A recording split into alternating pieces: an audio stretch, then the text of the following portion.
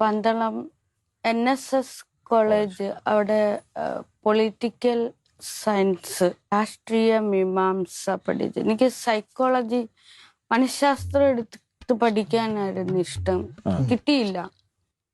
അത് ഈ ഭാഗത്തൊന്നും ഇല്ല എന്ന് തോന്നുന്നു. ഈ മനഃശാസ്ത്രം എടുത്ത് പഠിക്കാനുള്ള ഇൻട്രസ്റ്റ് ഉണ്ടെങ്കിൽ അത് മനഃശാസ്ത്രത്തിനോടുള്ള ഒരു താല്പര്യം ഉള്ളത് കൊണ്ടാണല്ലോ. എനിക്കിനി അതൊന്നും പഠിക്കേണ്ടതില്ല കുട്ടി. ഞാൻ മനസ്സിനെ കണ്ടെത്തി കഴിഞ്ഞു.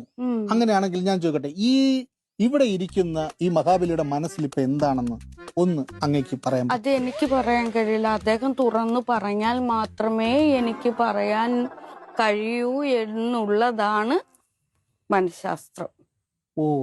മറ്റവരൊക്കെ ഇരുന്ന് പറയുന്നത് പഠിച്ച് ഉള്ള അറിവും അവരുടേതായിട്ടുള്ള ചിന്തകളിലൂടെ വരുന്ന അറിവുകളുമാണ്.